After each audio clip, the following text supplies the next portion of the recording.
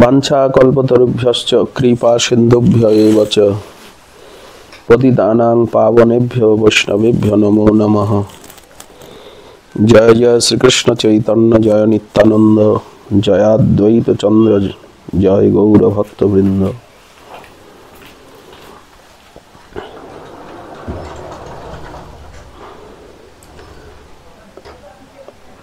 অগ্রহায়ণী শুক্লা অষ্টমী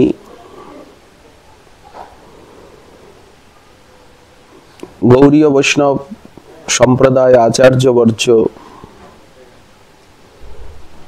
সূর্যকুণ্ড বাস্তব্য সিদ্ধ শ্রীল মধুসূদন দাস বাবাজি মহারাজের বাৎসরিক নির্জান তিথি স্মরণ উৎসব 84 ক্রোশ ব্রজমণ্ডলে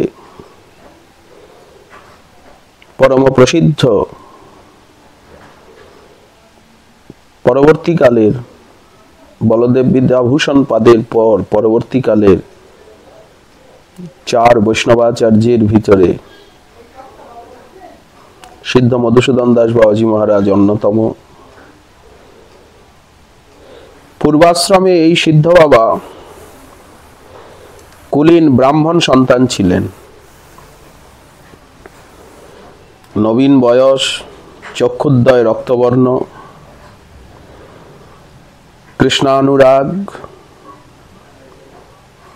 এবং বাল্যকালের থেকেই পরম বৈরাগ্যবান।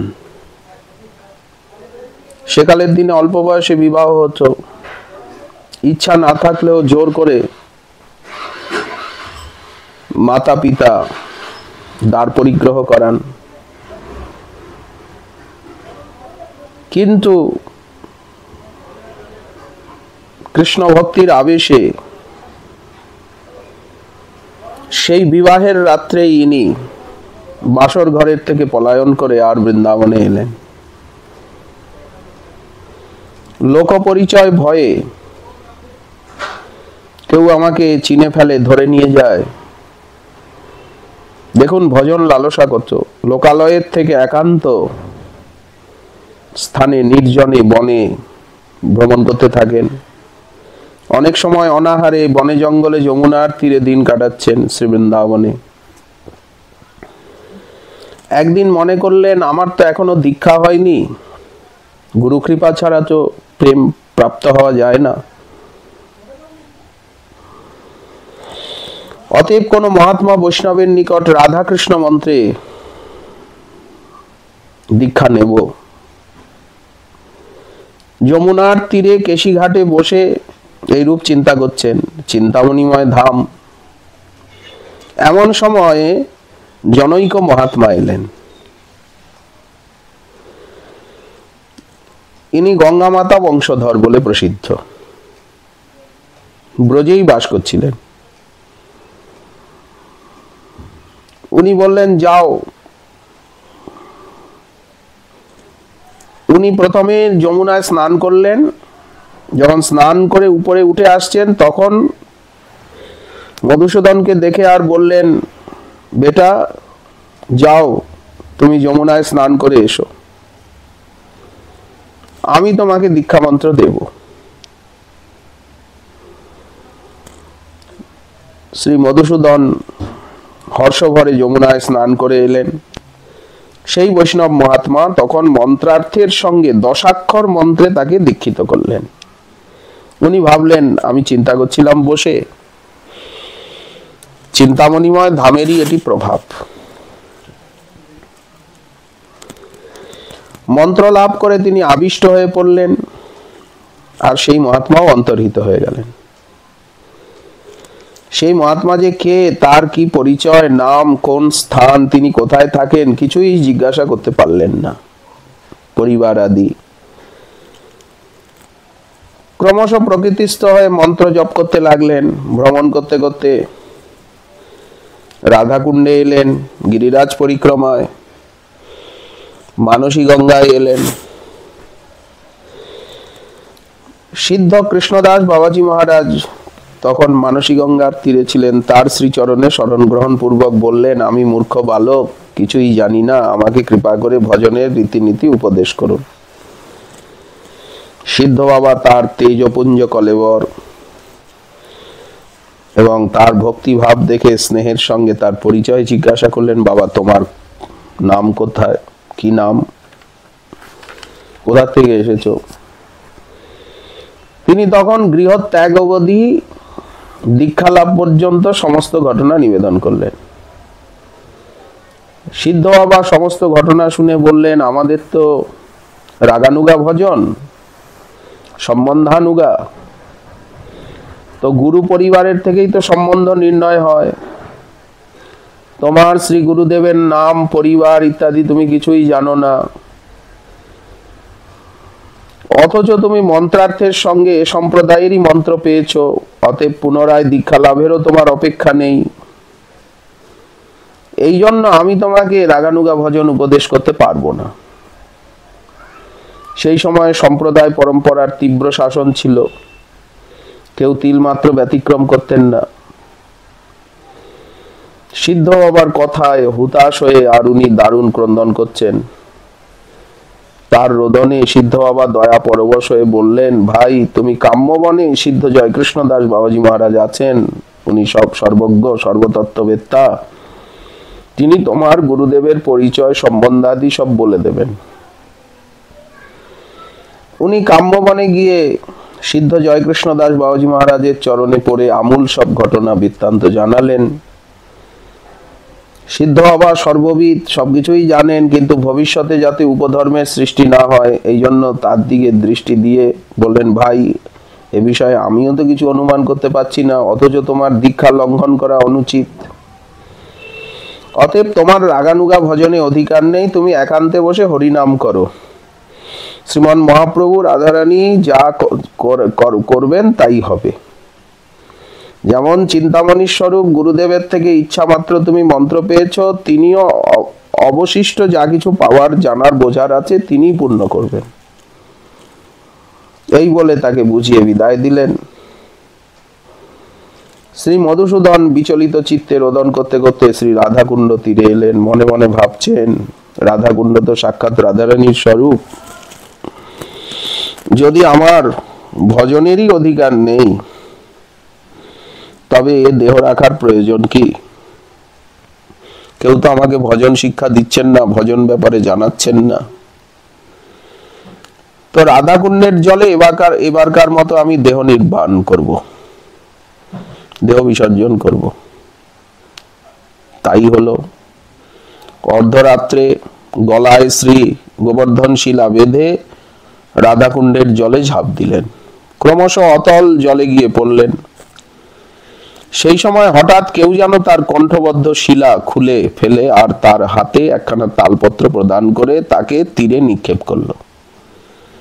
কিছুক্ষণ পরেই প্রভাত হলো। মৃত্যু তো হলো না। অত্যন্ত দুঃখিত হলেন, কিন্তু তালপত্রখানি দেখে হর্ষ লাভ করলেন। সেই তালপত্রখানি নিয়ে তিনি গোবর্ধনের সিদ্ধ কৃষ্ণদাস বাবাজি মহারাজের নিকট গিয়ে উপস্থিত হলেন, সব কথা বললেন। সিদ্ধ বাবা সেই পত্রখানি দেখে সেই বিষয়ে কিছু না বলে, তাকে কিছু না বুঝিয়ে এতে কি লেখা আছে উনি জানতে চান। উনি পুনরায় কাম্যবনে সিদ্ধ বাবার নিকট পাঠিয়ে দিলেন। এখানে আনুগত্য দেখানো হচ্ছে, কারণ কাম্যবনের সিদ্ধ জয়কৃষ্ণ দাস বাবার আনুগত্যে সাধন করে গোবর্ধনের সিদ্ধ কৃষ্ণদাস বাবাও সিদ্ধি লাভ করেছেন। তো যদি জ্যেষ্ঠ মহাপুরুষ থাকেন, গুরুবর্গ থাকেন, তাহলে যে কোনো সমস্যা সমাধানের জন্য গুরুবর্গের কাছেই তো পাঠানো উচিত। এই জন্য উনি ওভাবে পাঠিয়ে দিলেন।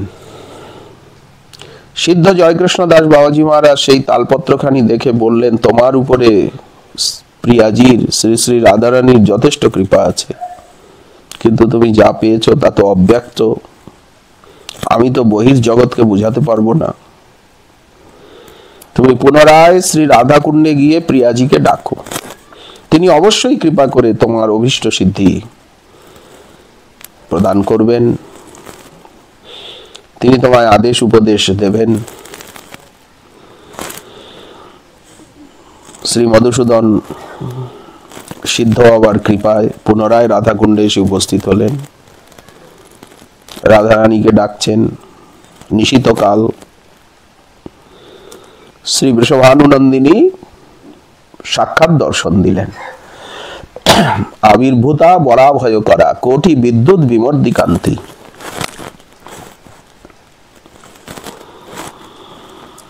দেখুন যে আজও বৃন্দাবন ধামে শ্রী রাধাকুণ্ড তটে বসে ডাকলে যে প্রিয়াজি দর্শন দেন, তার কৃপা পাওয়া যায়, তার প্রকট দৃষ্টান্ত। আর ভজন লালসা, উনি হরিনাম জপ করছেন, দীক্ষা মন্ত্র জপ করছেন, কিন্তু রাগানুগা ভক্তি জানবার জন্য, সম্বন্ধানুগা এই ভক্তি রহস্য লাভের জন্য ওনার এই যে আকুতি এবং তার যে ভজনাগ্রহ, তা না হলে এইভাবে কেউ গৃহত্যাগ করে আসে, এইভাবে নির্জনে থাকে, এইভাবে নির্বেদে কেউ দেহত্যাগ করতে যায় যে আমার ভজন হলো না, আমি ভজন হলো না নয়, আমাকে কেউ ভজন শিখাচ্ছেই না, আমি ভজন শিখতে পারলাম না। তাহলে ভজন শিক্ষায় সাধ্য সাধন তত্ত্ব জানবার জন্য কতটা আকুতি আগ্রহ প্রয়োজন। রাধারানী নিজে মধুসূদনের দায়িত্ব নিলেন। এবার বললেন, যাও সূর্যকুণ্ডে গিয়ে বাস করে ভজন করো, সেই স্থানেই তোমার সেবা লাভ হবে, ওখানে আমার নিত্য লীলা, আমি নিত্য সূর্য পূজার জন্য ওখানে যাই, তোমাকে দর্শন দেব, তুমি আমার সেবা পাবে। আচ্ছা, রাধারানী যদি কাউকে বলেন যে আমি তোমাকে অঙ্গীকার করলাম, তুমি অমুক জায়গায় গিয়ে ভজন করো, তোমার ভজন সিদ্ধি লাভ হবে, তুমি আমার সেবা পাবে, রাধারানীকে দর্শন করলেই তো প্রেম, প্রেম তো লাভ হয়েই গেছে। তারপরেও কি ভজন? বললেন হ্যাঁ, ভজনের মহিমা এত বেশি, ভজনের দ্বারাই তো সেই প্রেমানন্দকে, ভাবানন্দকে, রুচির আনন্দ, আসক্তির আনন্দকে আস্বাদন করতে হবে। কৃষ্ণ প্রাপ্তির উপায় নাহি আর ভজন বিনে। রাধারানী আরেকটি কথা বললেন, তুমি যে মন্ত্র পেয়েছো সেই মন্ত্রে কাকে দীক্ষিত করো না, আর আমি তোমাকে যা দিলাম আজীবন গোপনে রেখো। রাধারানী কি দিয়েছেন? ওই তালপত্রে কি লেখা আছে? গুরু পরম্পরা,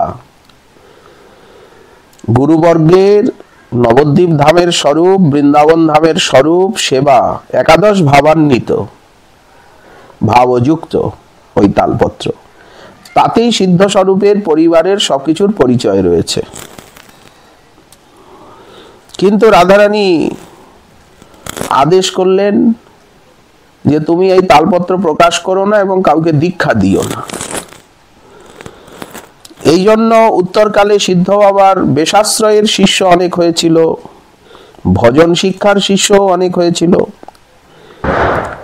যেমন দীক্ষার শিষ্য হয়, তেমন বেশাশ্রয়ের শিষ্য হয়, তেমন ভজন শিক্ষার শিষ্য হয়, তেমনি শাস্ত্র গ্রন্থ অধ্যয়নের পরাবিদ্যারও শিষ্য হয়। আমাদের সম্প্রদায়ে এই 4 প্রকার শিষ্য রয়েছে।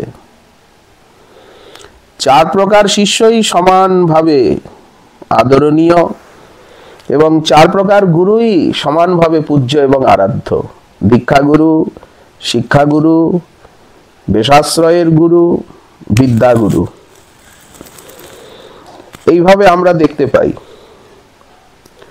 তো এই জন্য উত্তরকালে বাবার বেশাশ্রয়ের বহু শিষ্য হয়েছিল, ভজন শিক্ষার শিষ্য হয়েছিল অনেক, কিন্তু কাউকে উনি মন্ত্র দীক্ষা দেননি। দীক্ষার শিষ্য সিদ্ধ বাবার নাই। কথিত আছে একদিন শ্রী রাধারানী পুনরায় স্বপ্নাদেশে তাকে বললেন যে তুমি সূর্যকুণ্ডের যে ঘাটে স্নান করো ওই ঘাটের কণ্ঠদগ্ন জলে একটি শিলা আছে, তাতে আমাদের 2 ভগ্নীর, আমি এবং অনঙ্গমঞ্জরীর কেউর অঙ্গদাদির চিহ্ন আছে। আমরা স্নান করবার সময় অলংকার খুলে ওই পাথরের উপরে রাখি, যখন সূর্য পূজা করি। তাতে পাথরখানি গলে গিয়ে আর ওই চিহ্ন অঙ্কিত হয়েছে।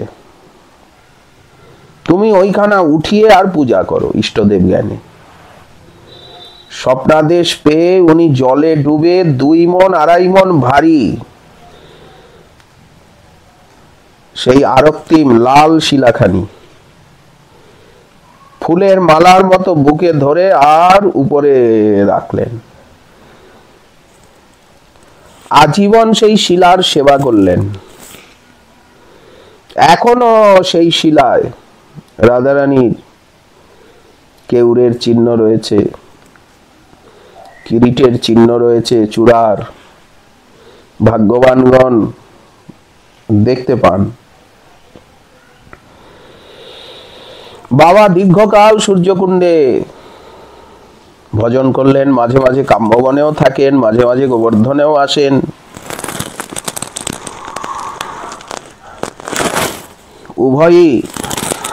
উভয়কে শিক্ষাগুরু পাদপদ্মের মর্যাদা দেন।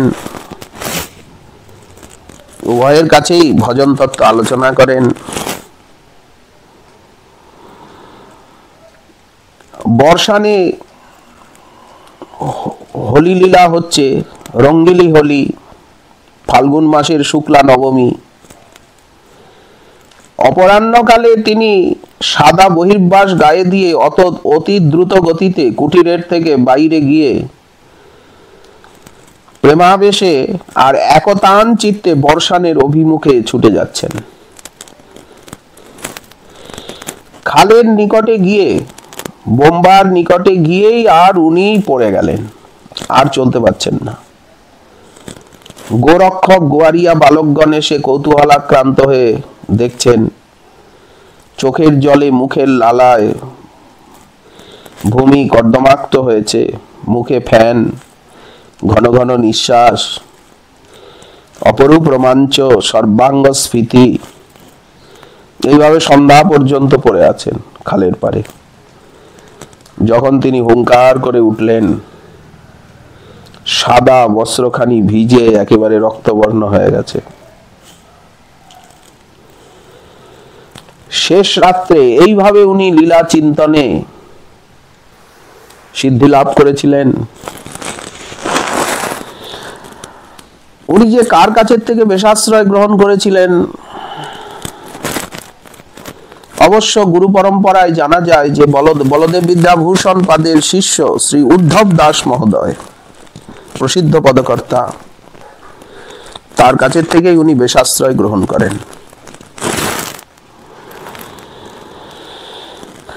শেষ রাত্রে সূর্যকুণ্ডের তীরে বসে আর অতি উচ্চেশ্বরে বিশ্বম্ভর, হা বিশ্বম্ভর, হা গৌরচন্দ্র, হা বৃষভানুনন্দিনী রাধে বলে উচ্চেশ্বরে আর কীর্তন করতেন। প্রাতঃকালে যখন লোকের গতাগতি আরম্ভ হলো, তখন চুপচাপ কুটিরে বসে ভজন করছেন।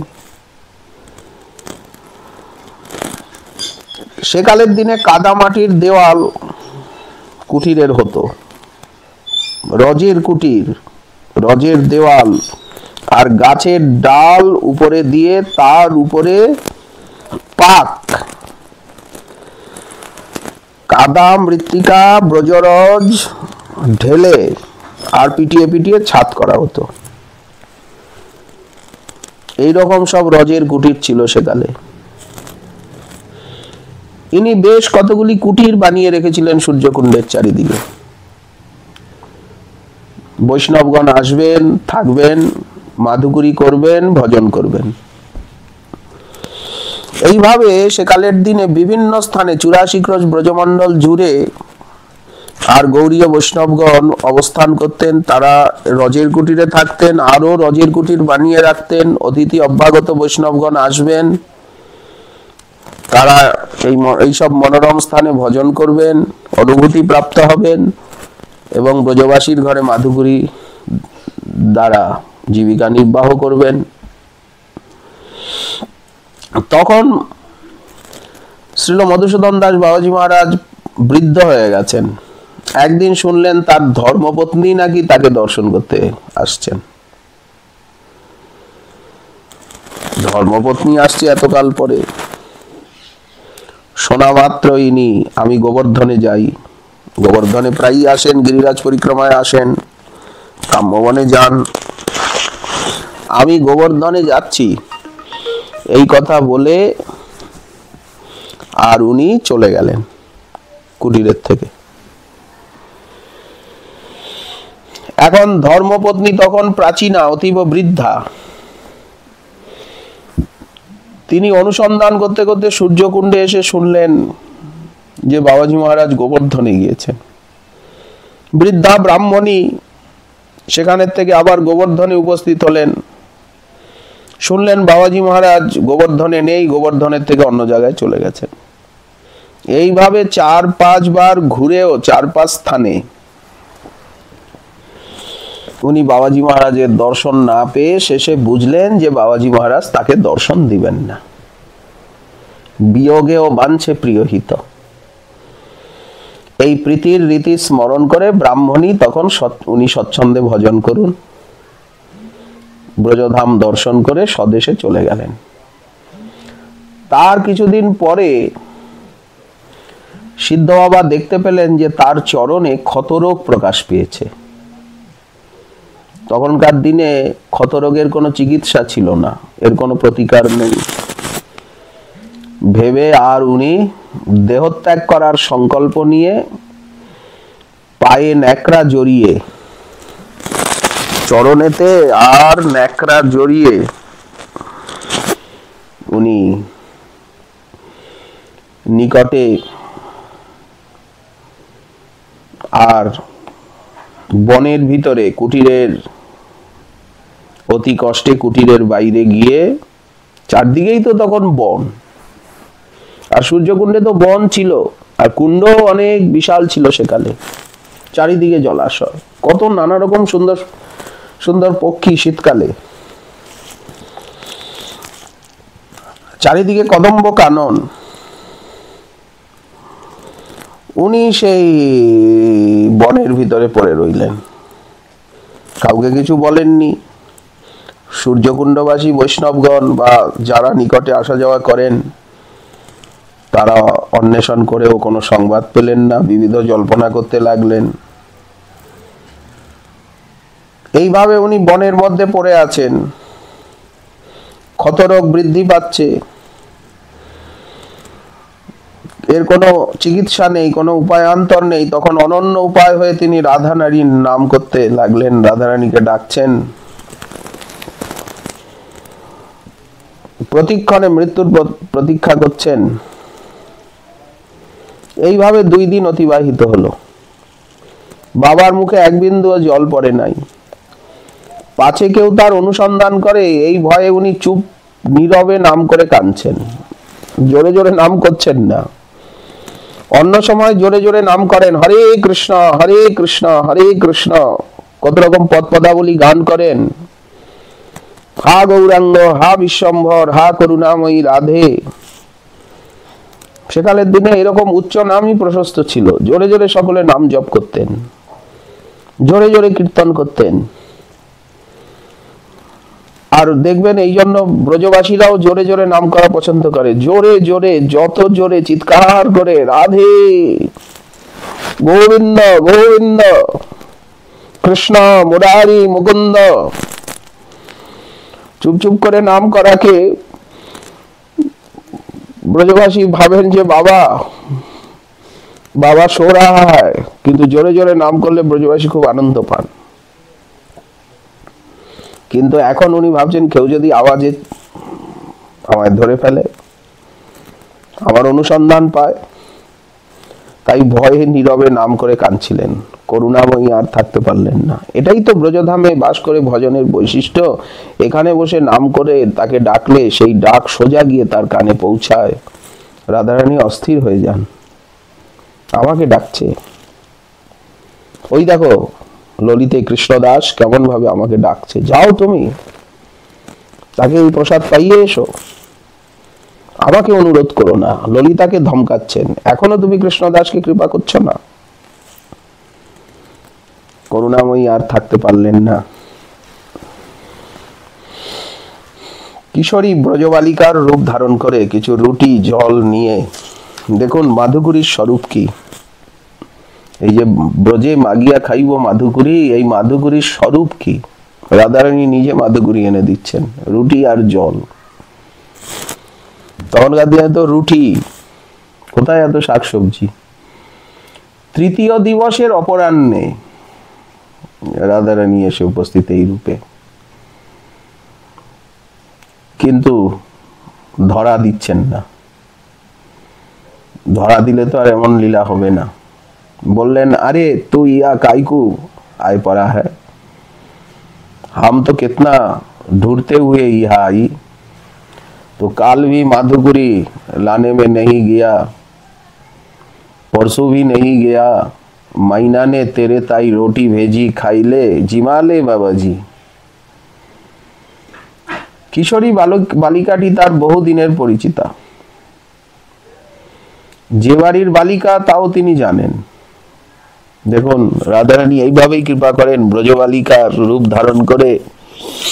শ্রীকৃষ্ণ এইভাবেই সিদ্ধ জয়কৃষ্ণ দাস বাবাকে কৃপা করেছিলেন, ব্রজবালকের রূপ ধারণ করে। তাহলে ব্রজবালক বালিকার বেশে তিনি আসেন, আজও আসেন, আজও ঘোরেন, চোখের সামনেই ঘোরেন। কিন্তু প্রেম না হলে, ভক্তির আলো ছাড়া তাকে ধরা চেনা যায় না। অতএব বালিকাটি বহুদিনের পরিচিত, যে বাড়ির বালিকা তাও তিনি জানতেন। তাকে কিঞ্চিত পরিহাস এবং প্রণয় কোপের সঙ্গে বললেন, তু কাইকো ইহা আই, তু कैसे जाना हम यहाँ पड़ा हूं।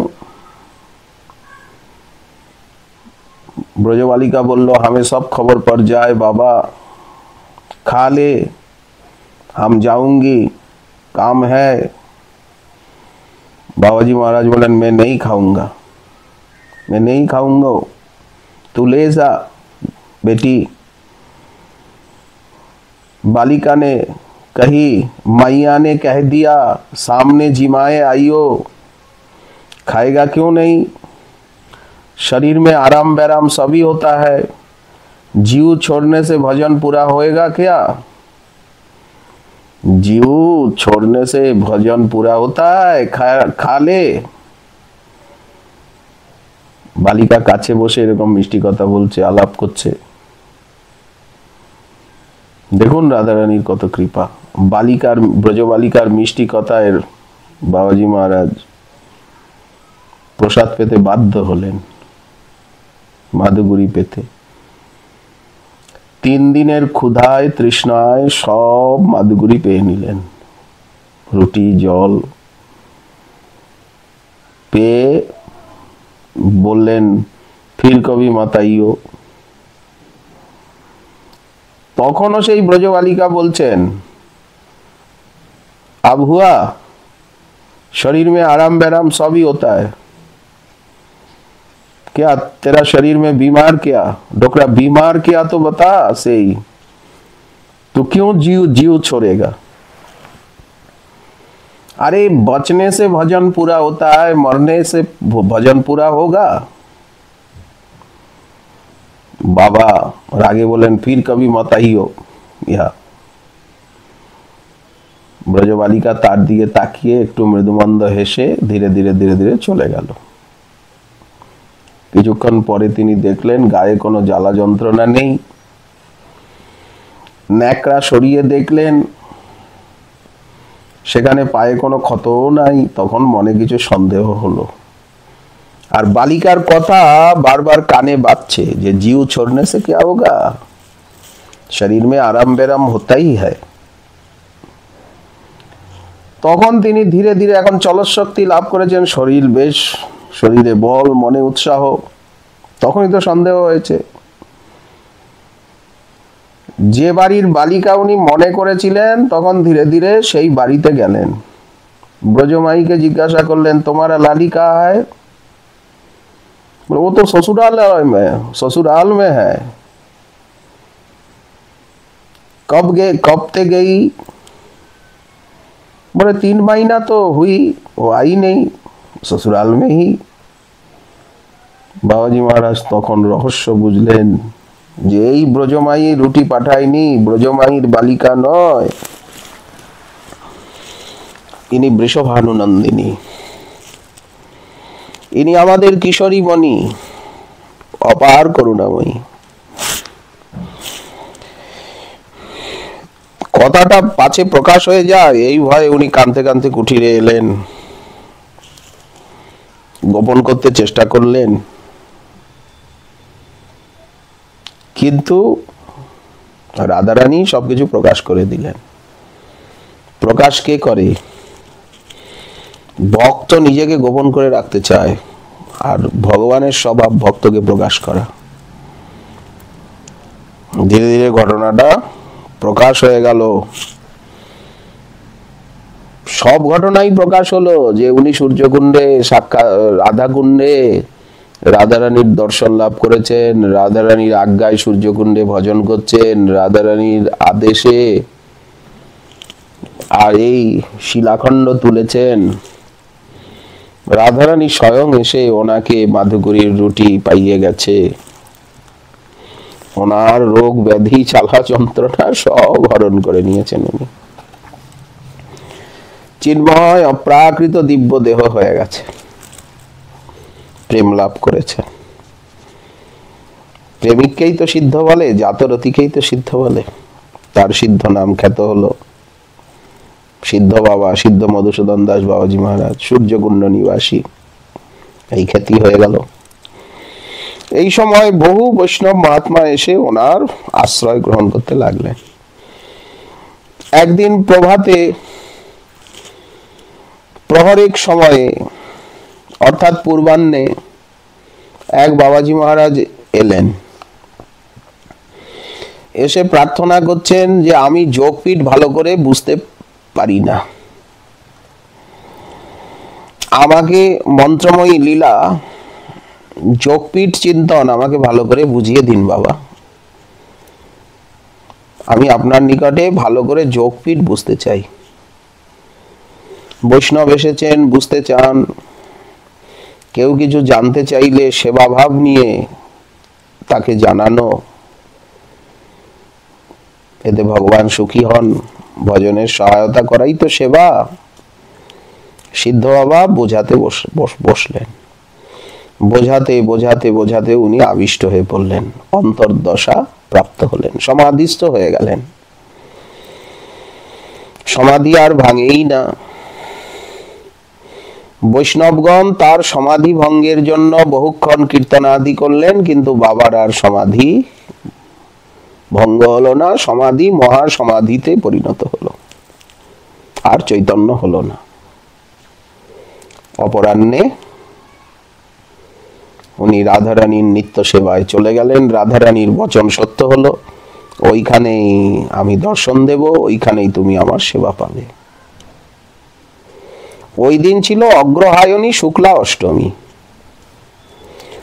আজও ওই তিথিতে সূর্যকুণ্ডে তার সমাধি স্থানে বিরহ উৎসব হয়ে থাকে। 84 ক্রোশের ব্রজমণ্ডলের বৈষ্ণবগণ, ভক্তগণ তারা একত্রিত হয়ে শ্রদ্ধাঞ্জলি জ্ঞাপন করেন, তার চরণে প্রণত হন, তার সেই ভজন রত্ন, ভজনাগ্রহ, ভজনাবেশ, ভজন সুধা সিন্ধুর এক বিন্দু কামনা করেন। আমরা এসেছি করুণার দ্বারে, তোমার করুণা কণা পাবো বলে। আবার কেউ কেউ বলেন যে সূর্যকুণ্ডে কার্তিক নিয়ম সেবায় বাবা 1 মাস ভাগবত পাঠ করলেন, সকলকে শোনালেন। নিয়ম সেবা ব্রত, বাবা আমাদেরকে ভাগবত শোনাতে হবে, বাবা আপনি বাংলায় বলুন, আমাদেরকে ব্রজ ভাষায় একটু বুঝিয়ে দিন সার। রাস পঞ্চাধ্যায়ী পাঠ করছিলেন, তো এই রাস পঞ্চাধ্যায়ী পাঠ করতে করতেই আর বাবা ভাব সমাধি প্রাপ্ত হলেন। শ্রীমদ্ ভাগবত পাঠ করতে করতে রাস পঞ্চাধ্যায়ীতে এসে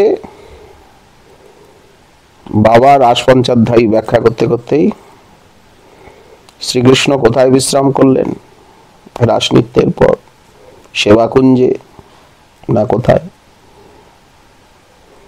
এই বাবা সেই রাসলীলার আবেশে আবিষ্ট হয়েই তিনি মহাসমাধি প্রাপ্ত হলেন। সেই স্থানেই, যে স্থানে বসে মহাসমাধি প্রাপ্ত হলেন, নির্জান লীলা লাভ করলেন, প্রাপ্ত হলেন, সেইখানেই সূর্যকুণ্ডে তার সমাধি।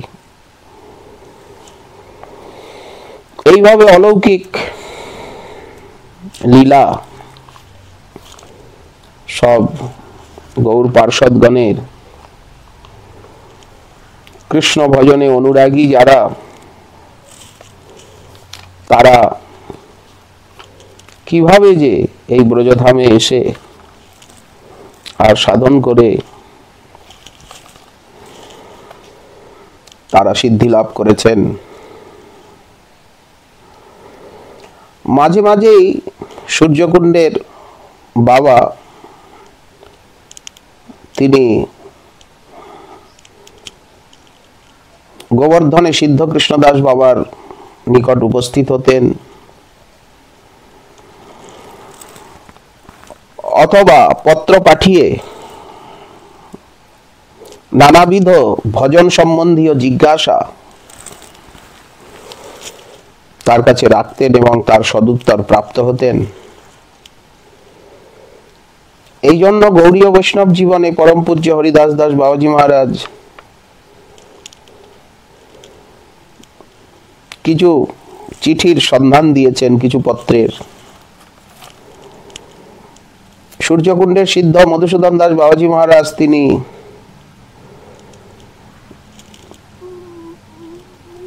গোবর্ধনের সিদ্ধ কৃষ্ণদাস বাবাকে চিঠিতে লিখছেন, পরম পূজনীয় শ্রী গৌর চরণারবিন্দ ভক্তি সমুদ্র বিহারী সংশয় নিরসন পরম দয়ালু কৃষ্ণদাস বাবাজি মহারাজ শ্রীচরণেষু মহাশয় শ্রীচরণেষু ভৃত্যাভাস সংশয় ব্যাপ্ত শ্রী মধুসূদন দাসস্য প্রণাম নিবেদনমিতি বিশেষ পরশ্চ।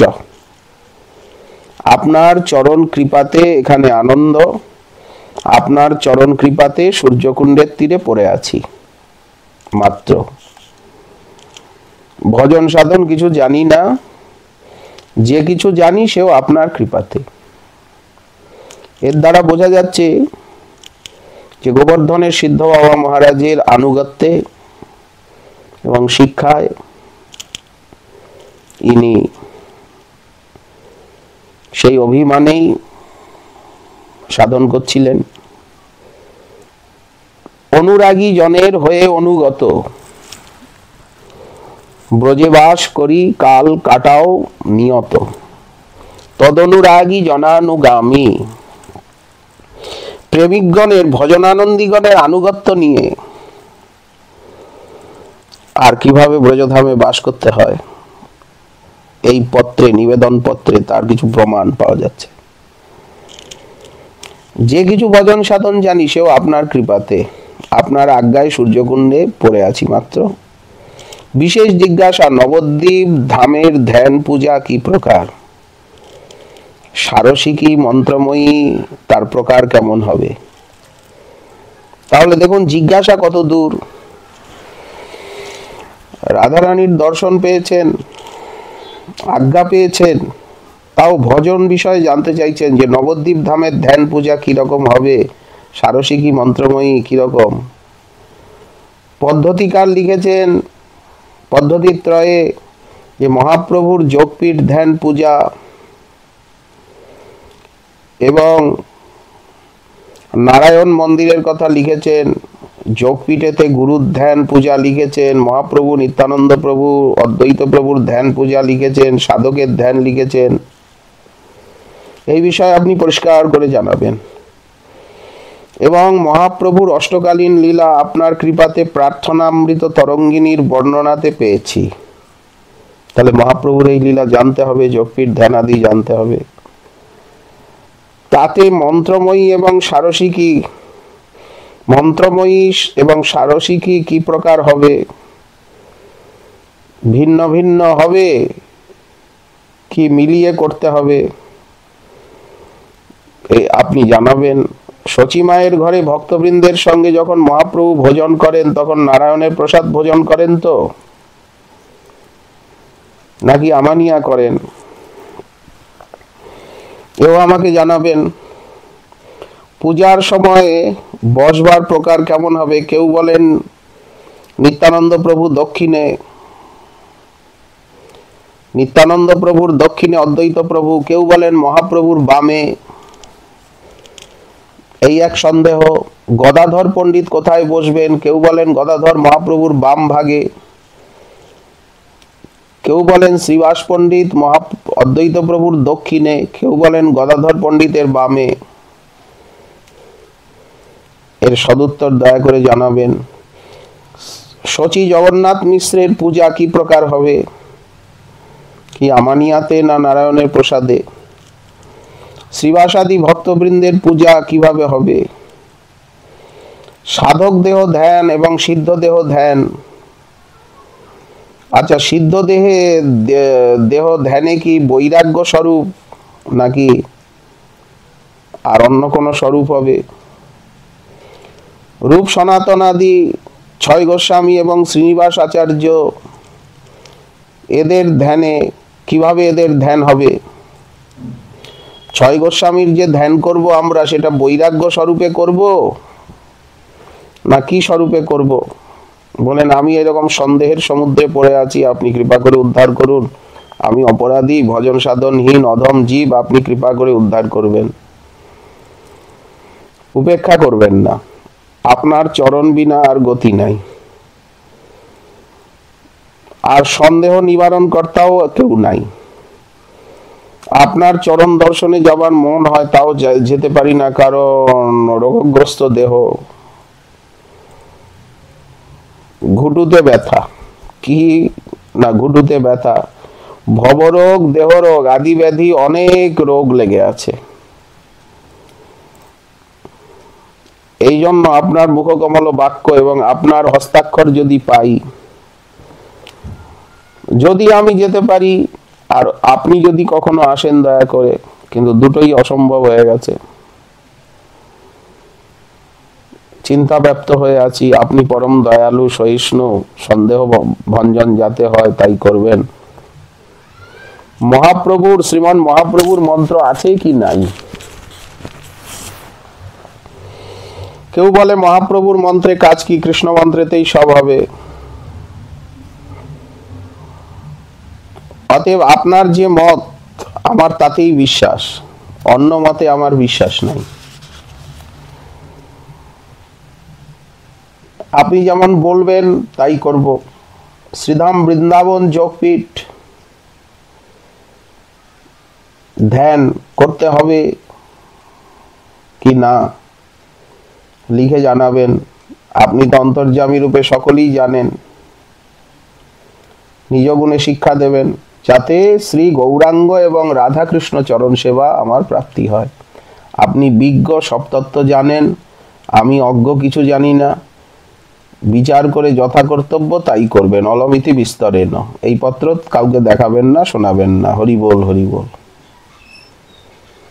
সিদ্ধ কৃষ্ণদাস বাবাজি মহারাজ তার প্রত্যুত্তরে গোবর্ধনের উনি যে লিখেছিলেন,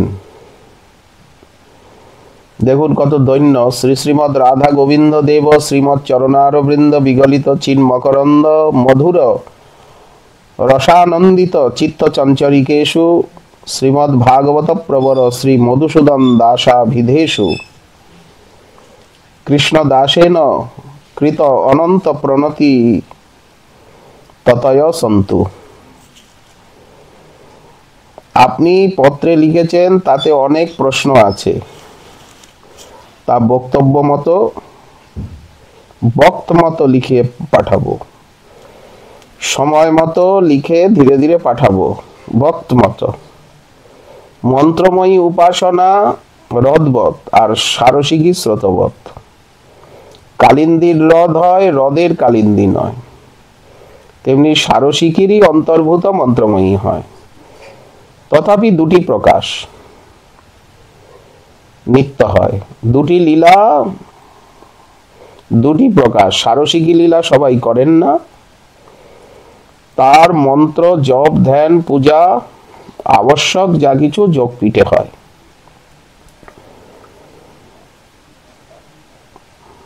আর যিনি সারসিকী লীলা স্মরণ করেন তিনি রাধাকুণ্ডে মিলন করান।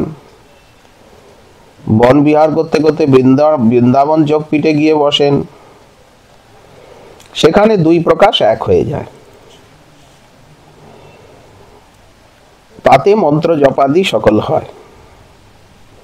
এই মতো কৃষ্ণ ভাবনামৃতে লেখা আছে। কিংবা যেখানে যখন মিলন হবে সেইখানেই যোগপীঠ হবে। আর শ্রী নন্দ যশোদা আদি পরিকর সব ভগবত প্রসাদ পান। আর সকল কথা সাক্ষাৎ হলে বলবো, কিংবা লিখে এই মতো পাঠাবো। এইভাবে গোবর্ধনের সিদ্ধ বাবার সঙ্গে সূর্যকুণ্ডের বাবার প্রায়ই পত্রালাপ হতো। এর দ্বারা বোঝা যাচ্ছে যে সেকালের দিনেও এই সমস্ত ভজন বিষয়ক জ্ঞান কত দুর্লভ ছিল, জানবার কত আগ্রহ ছিল, এবং প্রত্যেক সাধকেরই এগুলি খুব স্পষ্ট রূপে জানা একান্ত প্রয়োজন। সিদ্ধ বাবার শ্রীচরণ কমলে আমরা অনন্ত অনন্ত পরার্ধ প্রণতি, অজস্র দণ্ডবত প্রণতি জ্ঞাপন করে, কৃপা ভিক্ষা করে আজকের ওনার চরিত কথার এইখানেই আমরা বিরাম দিচ্ছি। জয় নিতাই গৌর সীতানাথ, জয় রাধানাথ, জয় সূর্যকুণ্ড বিহারিণী বিহারী।